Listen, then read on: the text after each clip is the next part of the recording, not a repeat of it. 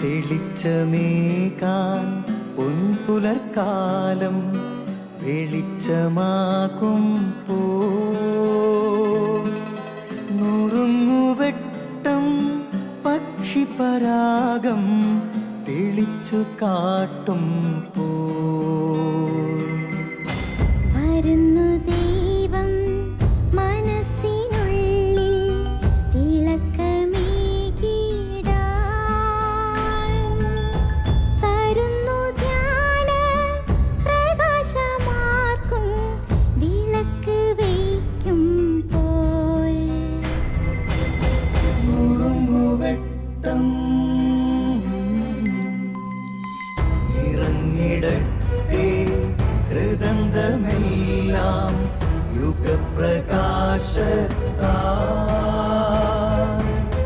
മറഞ്ഞിടട്ടെ മാനാന്ധകാരം യുഗപ്രസാദത്താൽ നുറുങ്ങുവെട്ടം.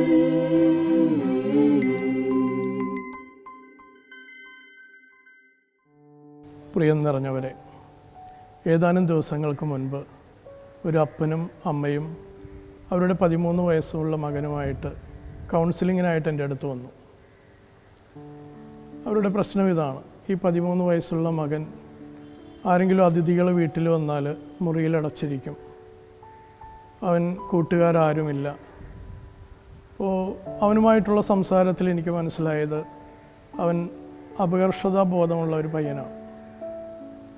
ഇത് നമ്മളുടെ ഈ സമൂഹത്തിൽ പലരും നേരിടുന്ന ഒരു പ്രശ്നമാണ്. അപകർഷതാബോധം ഒരു മാനസിക പ്രശ്നമാണ്. ഇവൻ്റെ കാര്യത്തിൽ ഇവനൊരു ജ്യേഷ്ഠനുണ്ട്. അവൻ നന്നായിട്ട് പഠിക്കും. ഇവനാകട്ടെ ഒരു ശരാശരി വിദ്യാർത്ഥിയാണ്. അപ്പോൾ ഇവനിൽ അപകർഷതാബോധം ഉളവായത് ഇവൻ്റെ മാതാപിതാക്കൾ ഇവനെ ജ്യേഷ്ഠനുമായിട്ട് താരതമ്യം ചെയ്ത് പറയും: അച്ഛോ, മൂത്ത മകൻ നന്നായിട്ട് പഠിക്കും, ഇളയവനത്ര കഴിവില്ലച്ചോ. അപ്പോൾ അതവനിൽ ഒരു അപകർഷതാബോധം ഉളവാക്കി. തൻ്റെ പരിമിതികളെക്കുറിച്ച് അവൻ പർവ്വതീകരിച്ച് ചിന്തിച്ചു. അങ്ങനെ അവൻ ഒന്നിനും കൊള്ളാത്തവനാണെന്നുള്ളൊരു ചിന്തയിലേക്ക് വന്നു. ഇത് നമ്മളുടെ സമൂഹത്തിൽ പലരും നേരിടുന്ന ഒരു പ്രശ്നമാണ്. പലപ്പോഴും ഈ അപകർഷതാബോധം ഉടലെടുക്കുക മാതാപിതാക്കളുടെ അജ്ഞത മൂലം അവർ പറയുന്ന ചില അഭിപ്രായങ്ങൾ, അല്ലെങ്കിൽ ടീച്ചർമാർ പറയുന്ന ചില അഭിപ്രായങ്ങൾ, ഇതിൽ നിന്നെല്ലാമാണ് അപകർഷതാബോധം നമ്മളിൽ ഉടലെടുക്കുക. നമ്മൾ ചിരിക്കാൻ താല്പര്യമുള്ള വ്യക്തികളാണ് മലയാളികൾ. പലപ്പോഴും നമ്മൾ മറ്റുള്ളവരെ കളിയാക്കിക്കൊണ്ട് അവരുടെ ചെറിയ തെറ്റുകൾ പെരുപ്പിച്ച് പറയും.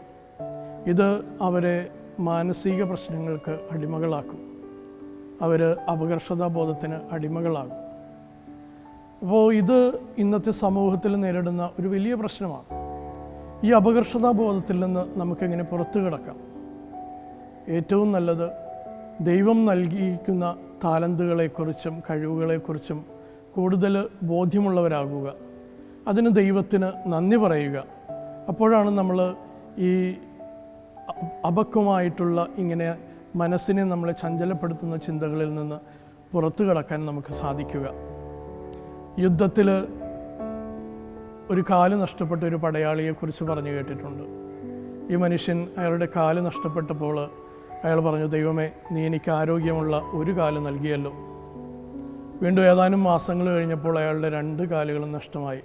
അപ്പോൾ അയാൾ പറഞ്ഞു: ദൈവമേ, നീ എനിക്ക് കരുത്തുള്ള 2 കൈകൾ നൽകിയല്ലോ. നമ്മളുടെ മനോഭാവമാണ് ഏറ്റവും പ്രധാനപ്പെട്ടത്. നമ്മൾ എങ്ങനെയാണ് ദൈവം നൽകിയിരിക്കുന്ന കൃപകളെ കാണുക? ഇതാണ് നമ്മളെ മുന്നോട്ട് നയിക്കേണ്ടത്. ഈശ്വര സാന്നിധ്യത്തിലും ഈശ്വര സഹായത്തിലും വിശ്വസിച്ചാൽ നമുക്ക് ആത്മവിശ്വാസം കെട്ടിപ്പടുക്കാൻ സാധിക്കും. അതുപോലെ തന്നെ അപകർഷതാബോധത്തിൽ നിന്ന് മുക്തി കിട്ടാനും സാധിക്കും. ദൈവം നമ്മെ അനുഗ്രഹിക്കട്ടെ.